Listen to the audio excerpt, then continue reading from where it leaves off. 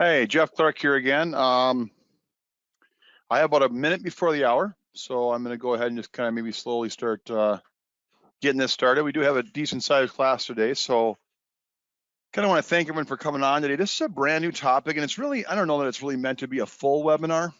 It's not, I think it's probably maybe 20 minutes here. The main thing is that, as we all know, the insurance companies have struggled with getting the prices on these long-term care policies right, going back 10 years, even 20 years. So as we get a lot of calls from agents, clients are upset, agents are upset.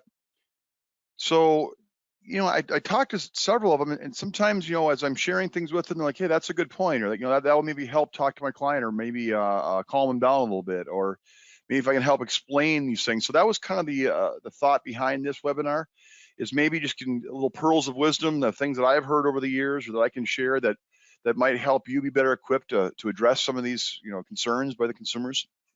So that's kind of where this one came from. So, so yeah, there are a lot of concerns out there. I am Jeff Clark, regional director here at Golden Care. I've been here for 25 years, I guess. I've spent a lot of time selling in the field. I've probably written, 700 long-term care policies going back to 1997. A lot of my policies were written between 97 and about 2004. So I still write, 5, 10 a year now. But as you can imagine, writing all those policies back then, I have had my share of rate increases, rate increase letters, rate increase clients, upset clients calling. I don't know, of the 750 I've sold, probably half of them have rate increases at this point, and more coming. Good news is that those are starting to kind of wind down. And that's one thing I want to kind of assure you as we move forward here, there is some stability there. So anyways, today we just want to talk about trying to address these consumer concerns. If you will, just calm them down, walk them back out the ledge. Let's move forward.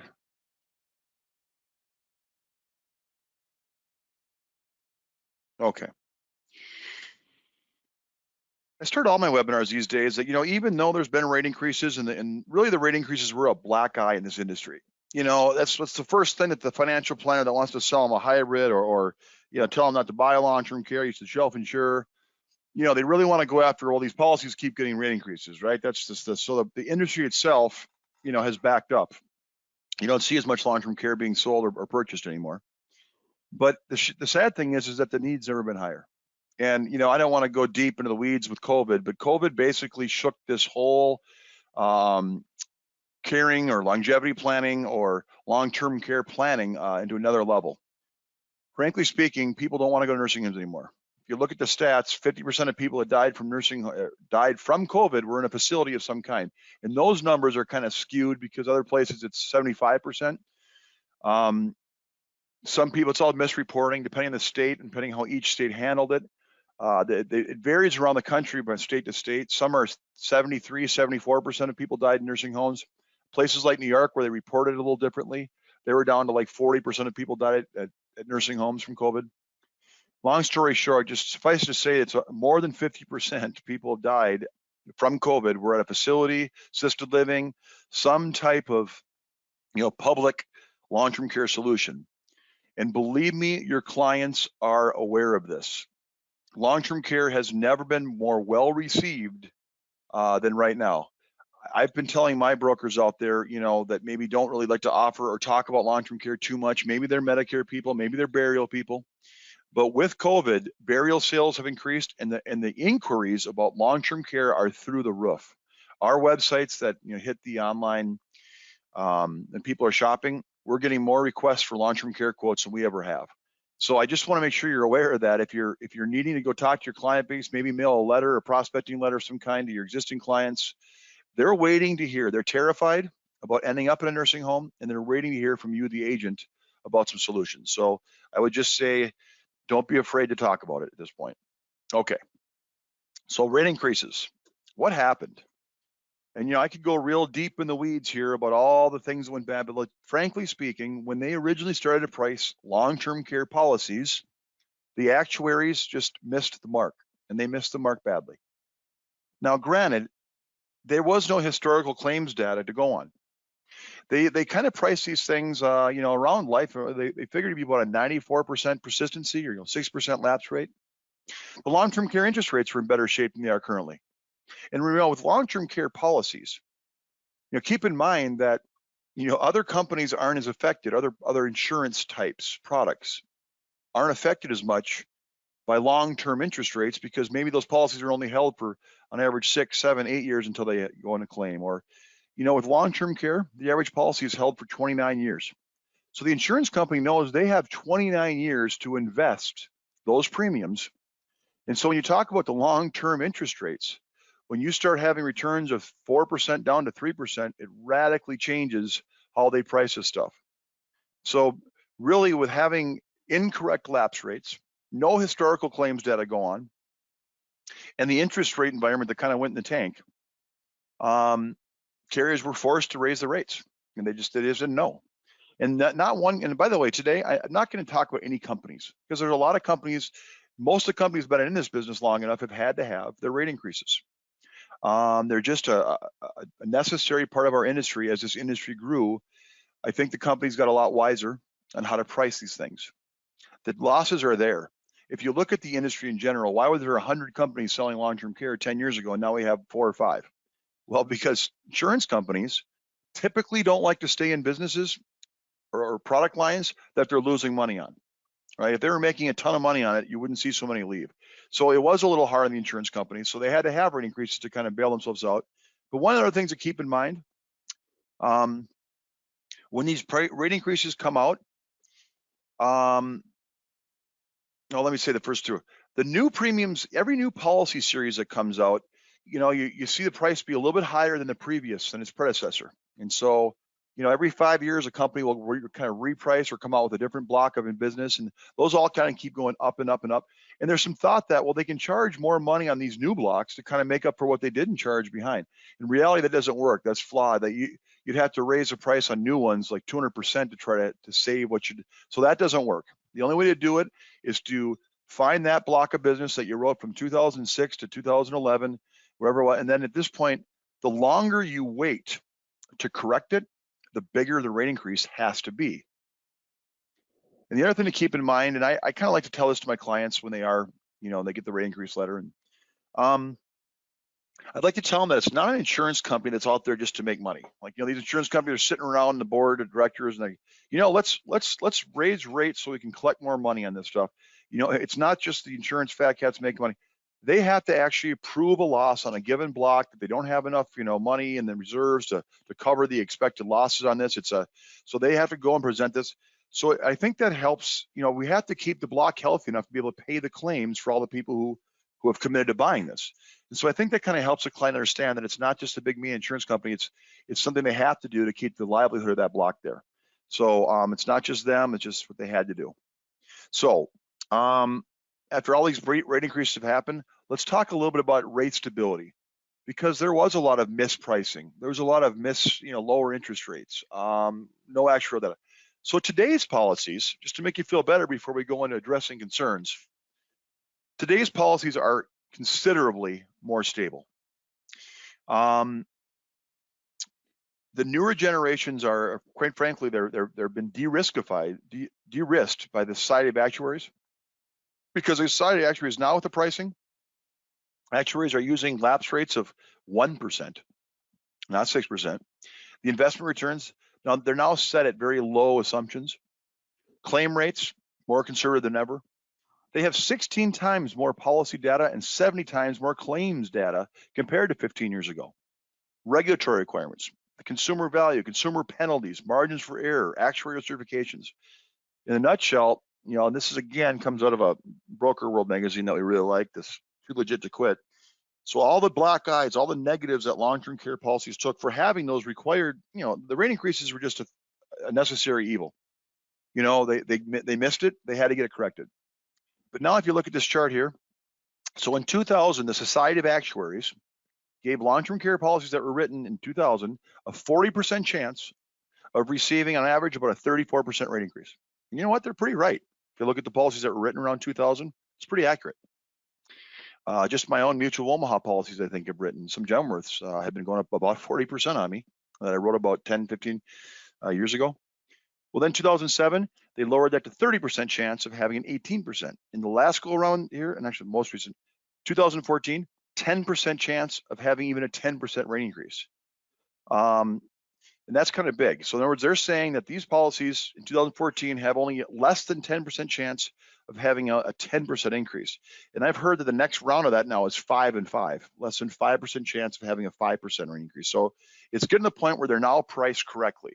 Now, having said that, no one's, I don't want to guarantee it, but for the most part, it's a pretty solid or pretty, of LTSP experts out there, most of us are convinced, and I agree, that these policies have really stabled out now. You're not going to see the big rate increases we saw 15 years ago.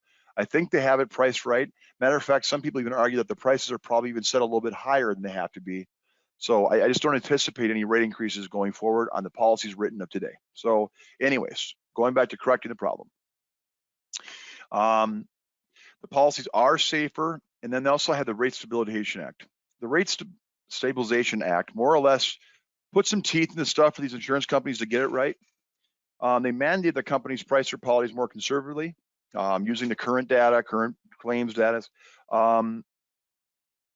It also dictated companies could only apply for rate increases, again, if they provided the satisfactory proof that it was needed, that they can't just, willy-nilly increase the rates. They have to show this defined loss, potential loss. And then, the other thing is just the Rate Stabilization Act said you couldn't, no in-force premium should be affected so that premiums were raised above that of current policies offered. So they kind of protected people from trying to make up too much ground on some older policyholders and maybe get them to drop. And so these things have to be filed for, they have to be accepted. And sometimes the companies, they may just, for today's buyers, they're buying stuff that's on a lot more solid claims experience. And you have much better certified actuaries that are using very conservative interest rates. And frankly, here's the big one. Companies face monetary penalties for getting it wrong. In other words, if a company goes out there and tries to lowball and they charge lower what the main going rate is, just to maybe buy business, knowing they can maybe file for a rate increase on down the road, if a state decides that you didn't price it right to begin with, they may not grant your whole, you might ask for a 40% rate increase from the state of Illinois. The state of Illinois might turn around and say, you know what, you kind of got this wrong. You should have known based on the new rates and how it was going. We're only going to grant you a 20% increase on that. So you're going to have to take some of that loss. So the states have got, the regulatory committees have gotten stuff tougher on the insurance companies, claims experience. So all this is all good news. The policies today are much safer, a lot. So what do we do though about the ones that have had rate increases? In a nutshell, they're just a lot safer. Okay. So now what do we do with the existing ones? What do we do with the existing clients? Well, what I like to say here is, how do we walk your clients that have just gotten a rate increase back from the ledge? Because I've had a variety of these people when they call, and most of them, surprise, surprise, they're not real happy, right? They'll call you up and say, I'm going up 30%, 40%, 20% this year, 20% again next, in 2 years. And all the carriers do this differently. And again, I don't want to break this into a carrier thing because I've written for, I don't know, about 10 different long-term care companies. They've all had increases. So this isn't a Genworth or a Hancock from the older blocks, or a currently, a Mutual Omaha, or, the companies that are brand new to it really haven't had to have a rate increase because they haven't been in the business for 30 years. So I don't ever look at the rate increases as a negative. It's just something they had to do to get it priced correctly. So when your client calls you upset and wants to cancel because of this large rate increase they just were notified about, what do you do? Well, and this again, I'm just going to, as if I'm talking to my customer now. First and foremost, you have to tell your client just how smart they were to buy this when they did years ago. The prices were so much lower compared to today's pricing. So you have to explain to them just how good of a deal they got. Now, I know it went up, but bear with me here. Let me show you what I mean. I have a simple analogy here. I'll show you some examples, and I'll come back to that. But in a nutshell, your clients that had a rate increase now, they may have bought in gasoline for life at $1 a gallon. And even though they maybe just got a rate increase of 50% on that exact block, they're now paying $1.50 a gallon. I go, again, still more money.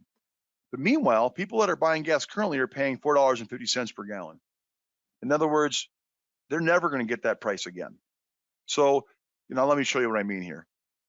In other words, if you paint it in that picture, if you frame it in such a way that you're getting a deal that nobody out there can get, you're getting basically gas or anything for 1/3 the price that other people are paying for it. So you remind them of how good of a deal they have. They only wish they could get the deal that you're receiving. So let me show you what I'm gonna do. I'm gonna give you 3 increases. This is actually spread over 3 companies. Not gonna say their names, just call them company A, B, and C. The first one is a 62-year-old female that bought a policy 15 years ago. The second one is a single male that bought the policy 10 years ago, and the third one is a married female that bought the policy 10 years ago. I didn't put single or male there, but I know the examples are. So, okay, let me look at example A. Let's take a look at these. Okay, so this is a policy purchase in 2007, single female, age 62 at the time, 3% inflation, 90-day limb. All right. There wasn't a home health care waiver in this one, but so when she bought this in 2017 at age 62, the premium was $1,857, $167 a month. Decent, very affordable. This is typical of what we saw for rates back then, 15, 20 years ago. So when she bought this, she bought a $4,000 a month benefit and a $200,000 pot of money, maximum benefit. Now, she got a rate increase letter here. I don't know, this is about 6 months ago. I think this is when example we pulled. And by the way, with HIPAA and other things going on, it's really hard for us to show you the actual rate increase letters. And we had to black out so much stuff that what was the point of showing them to you that, so these are the numbers we pull off, different clients we have, customers or agents that have brought us what their client got for a letter. And so these are all, and by the way, when you ever do get a rate increase letter or you want to talk about it with us, you can certainly call and we'll walk you through this. But so the benefits were $4,000 and $200,000, and they got an increase now. They were paying $1,857 a year or $167 a month. Now it's $2,635, $237 a month. Of course, that client is a little upset. Now, meanwhile, her benefits have grown in that 15 years to $6,232 a month for a monthly benefit, and her maximum pot of money has grown from $200,000 up to $311,592. So what I think helps to show your client, look, new policy, original starting benefits at original age. A policy today is almost twice as expensive of what you'd have now. And so look at here, if we try to match, so in other words, if she went back to original benefits, original age, try to buy this policy again at her age, the current pricing, if she was 62 again, of course she's not, she's now 77, but if she was 62 again, that same policy would cost her $3,580, almost twice as much as before. So even though it's $2,635, okay, but that's just with same benefits.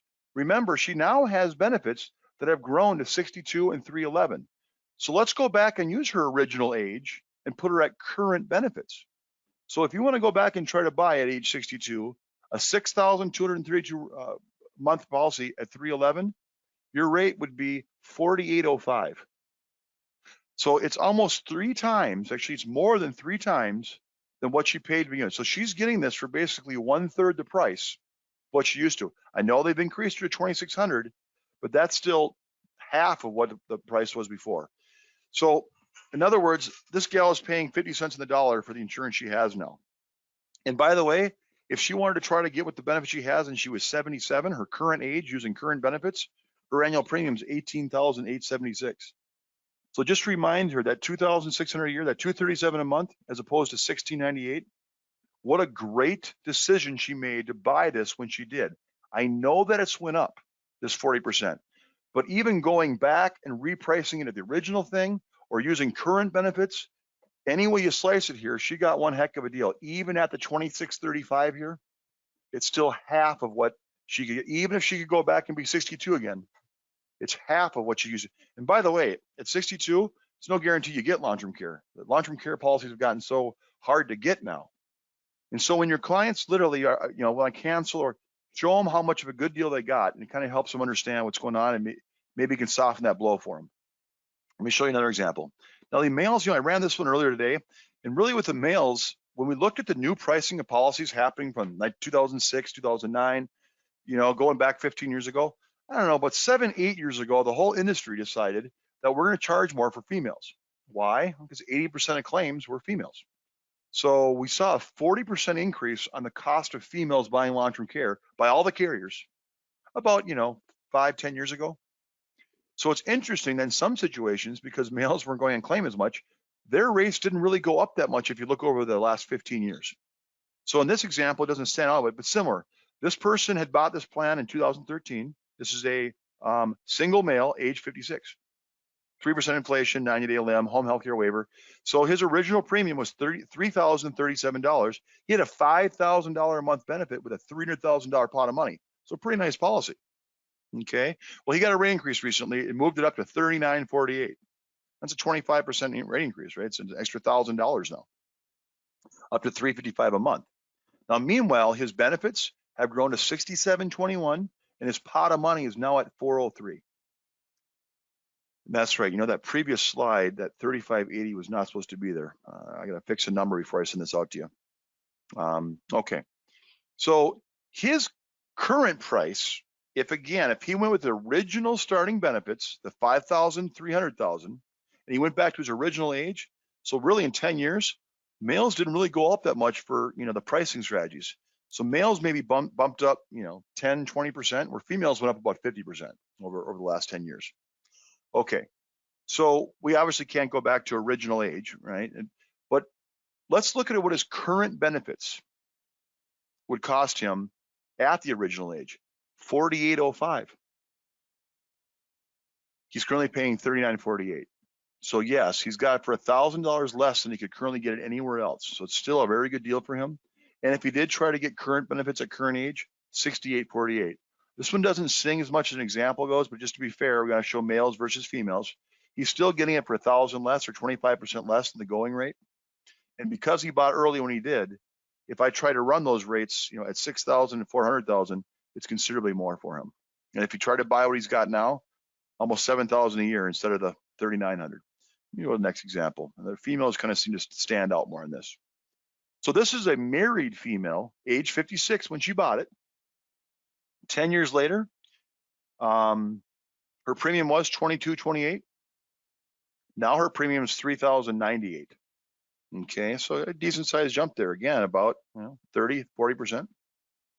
Her benefits started out at $4,500. They've grown to $225,000.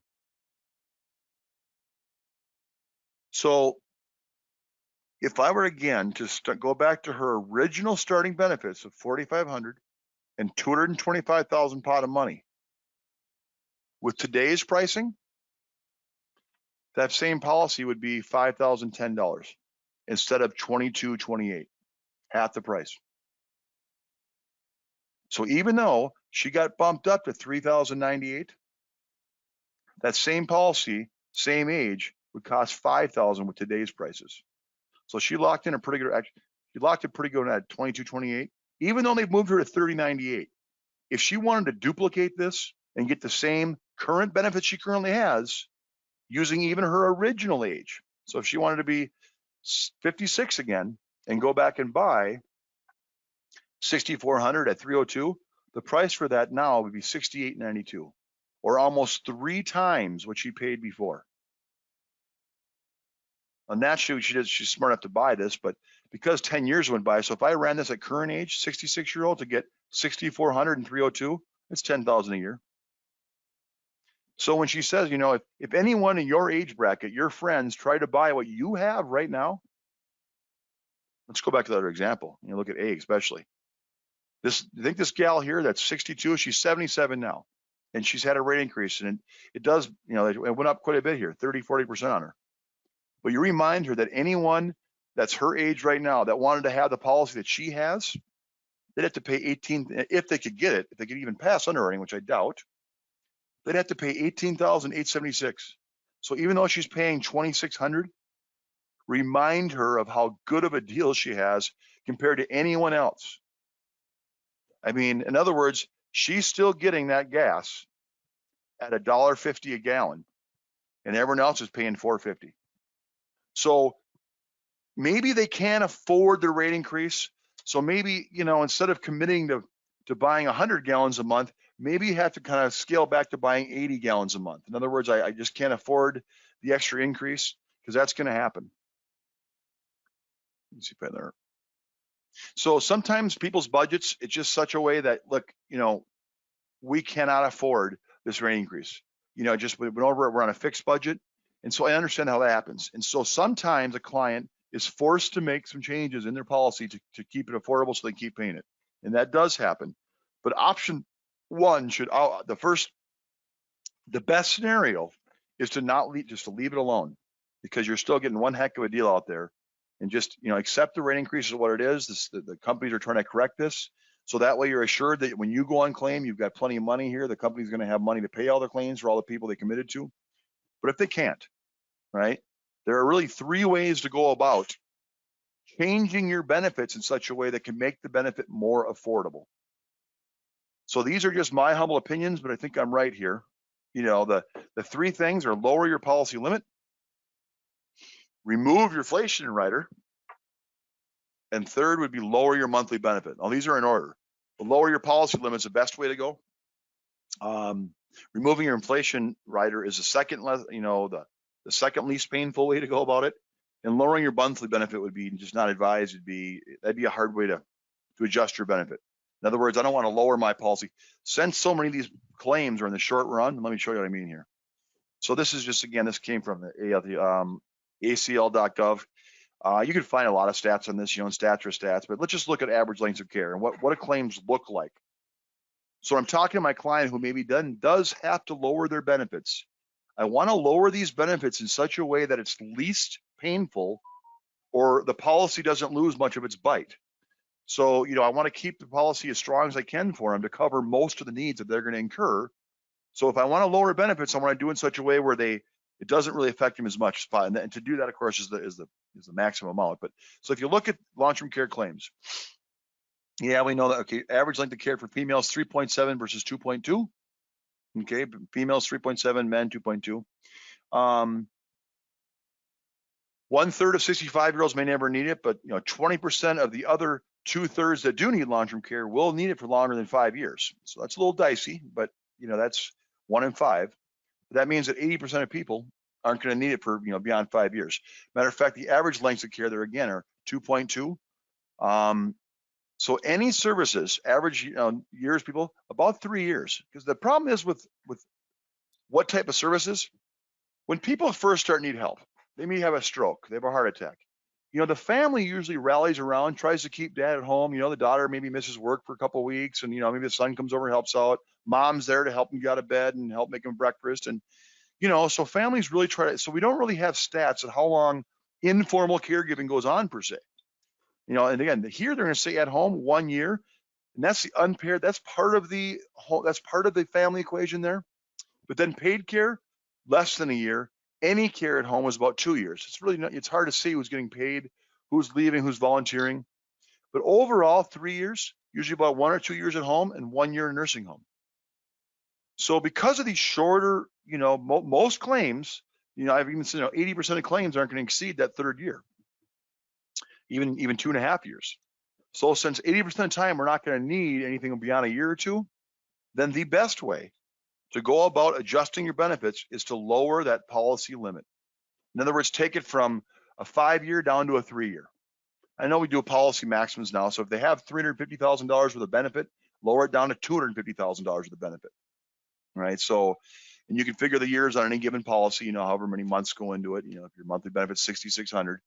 So, but that to me is the least, not just to me, it's the least painful way to do it. It's maybe they went from a 6-year plan down to a 3-year plan. They finally did use this policy. They're on claim for 2 years, died. So that lowering didn't affect them at all. Okay. I know that 1 in 5 might go beyond that third year, but again, least painful option is to lower the overall policy maximum. Okay. Now, the second one is the inflation. And again, most companies are going to give you 3 options that are going to be right in this area, right? They're going to say lower your maximum, lower your inflation, or lower your monthly. And they all kind of offer a variety of things. Some companies, I know Mutual is going to basically allow you to do anything you want to do. You're just going to get a new quote for if I want to lower this for this much, I want to lower my inflation. That they're going to come up with new quotes for you. We're actually working on a software patch that you'll be able to quote that yourself. But so different carriers do different options, but essentially they all centered around these 3 things. And so, and when your client calls you and they're reading this letter to you and they're showing you, this is what the company's offering me, you want to be able to speak to that intelligently. And so the first thing you want to tell them, remember, is lower that overall maximum. It's the least painful thing you can do to them. Chances are they're not going to go on a 6, 7, 8-year claim. So if you have some big pot of money, lower that. Okay, second thing, the inflation. And this is an important one to kind of, some companies, again, I don't want to name names. Some companies, if you take the inflation rider out of the policy, they actually take the growth you ever received. So maybe you started at $4,000 a month and it's grown to $6,400 a month now for a benefit. If you remove the 3% inflation, not only it doesn't just free, it goes back to the original amount. And so, you know, I'm always telling people, if you're going to do the inflation, then make sure you know if the company is going to freeze the growth you have, no more growth by taking the percentage out, so it's going to stay at 6,400, or is that going to go all the way back to 4,000? If that's the case, don't touch that inflation. That's really, because it's also going to lower your overall policy maximum. That's grown from 200,000 to maybe 350,000. So if it's one of those companies that you're going to lose your growth, then never exercise that inflation one. But if they are going to freeze it, like a lot of companies are doing now, so my benefit was paying, you know, 4,000 a month monthly. Now it's going to pay a benefit of 6,400. So I'm just going to freeze it. It's not going to grow anymore, but it's going to stay there. Then I don't mind someone then saying we're going to stop the continued growth, especially if this person is already 77. You know, where the average claim happens at 82. We don't really need the thing to kind of keep pace with inflation as much anymore. Now, if they're only 61, then maybe we don't want to do the inflation. But so second most painful, and sometimes, you know, another option is to remove the inflation. But remember, if it's a company that's going to take away all your growth, then don't do it. But if they're going to freeze your benefits, you can look at that.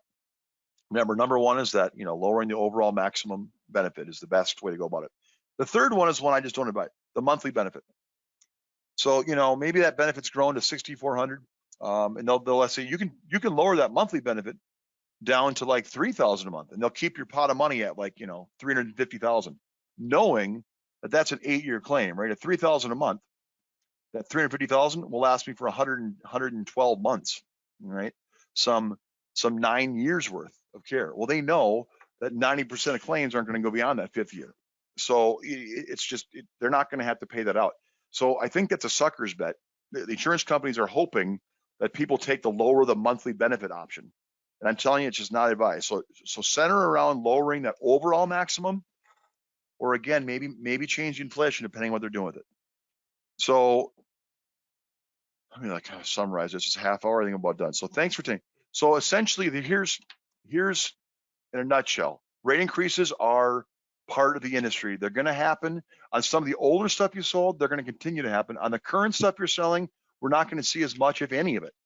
So we have to just get through the next 5-10 years as these companies kind of finish adjusting these. But number one, walk them off the ledge. Let them remind them of how good of a deal they got when they bought it. Secondly, guide them as to how to adjust this if they have to, but certainly don't drop what you've got. Don't drop the $1.50 a gallon gas, and that price is never coming back. So you hang on to that, maybe buy less benefit, but boy, you're the envy of a lot of people paying $1.50. So when you're paying 1/3, or even after rate increase, half of what the current rates are, if you have to lower benefits, well, go ahead and lower the overall maximum of the inflation, or you can adjust it, but remind them of how good deal they got, and if they have to adjust it, advise them how to do that. And that's kind of what I had for you. So, you know, I'm going to go into questions to see if people typed anything in there. I want to thank you guys for attending again today. You know, look for some exciting things from Golden Care. When I showed you that length of care, you know, a lot of these claims are 1 year at home, 2 year at home. You know, the short term, you know, there's only 3 or 4 long-term care companies left. The short-term care industry is going to start being a huge thing. More and more companies are clamoring to start, you know, putting short-term care plans together. Suffice to say that Golden Care has some exciting news coming out there. Several products, several state-of-the-art type of things that we will be your leader into this short-term care market, because that's where I think this whole long-term care thing is going. You know, years down the road, as more and more companies decide to not offer long-term care anymore, it's going to shift to short-term care. So look for Golden Care to be your leader there. I want to thank you guys for coming on. I'm going to see if I got any questions here. I got a couple. You know, there's a question about which policy series. And Mutual Omaha, for you, they're asking about, had policy series 2006, 2009, and 2013. Most of what Mutual of Omaha is doing right now is from the 2006 and 2009 blocks of business. For example, the block 2009 block was sold between 2009 and I think it went up to as far as 2013, give or take there a little bit. So that's the ones that are adjusting. Partnership, yeah. In other words, and that's a good point made by Scott out there in the New York area, Jersey area, that sometimes because they bought a partnership specific plan, like Connecticut, for example, only lets you have 5% compound. So other states have a minimum amount you can't drop below, $200 a month or $6,000 a month or overall policy maximum of X amount. So it's a very hard conversation when you can't lower the benefit. But my suggestion would be lower it if you can. Who cares if you end up being a non-partnership policy because of it? Because frankly speaking, partnership is really hard to hit. No one's going to, not knowing. It's very rare that people end up using the partnership benefit. I mean, it's literally less than 1 in 200, less than 1 in 500 people that have a partnership policy will actually exercise those benefits. So if you have to adjust the benefits towards it falls out of partnership favor, call and talk to me about it. But you can soften that blow because it's pretty rare, if ever, that people are going to take advantage of the partnership benefit, anyways. But anyways, there's another one here asking about, do you have a thought on class action lawsuits for some of these companies of 100% or better? Frankly, it's as long as if the company did price that incorrectly, yeah, there are financial penalties going on to some of these companies. And that's, again, they won't give them the 100% rate increase they're asking for, or 200%. I've seen companies file rate increases on long-term care. I think it was called Accelerated Life out of Dallas years ago, 400% they hit them with. So, depending on what the state will approve you for, but class action lawsuits, not so much, because the insurance companies are trying to protect the people that they, committed to, and where they miss the mark on the prices. And the insurance commissioners and the state's Department of Insurances for different states have kind of penalized and really hit these companies pretty hard. You're not seeing a class action lawsuit from clients. At the end of the day, we want to make sure we pay the clients that do have that. So the companies are more accountable and they're going to get hammered, but I don't see anything on class action lawsuits against the companies themselves. So, that's kind of like all into it. Maybe just, I would say, if you want to go, a little deeper in the weeds on this, give us a call. I think I have my 800 number on here, 800-842-7799. So give us a call anytime you want to, discuss this.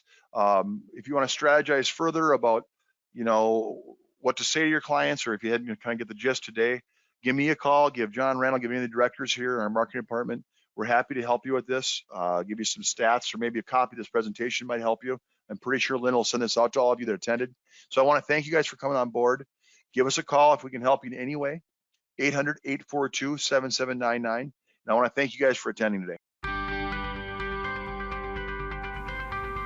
Check out our website, goldencareagent.com, or give us a call at 800-842-7799.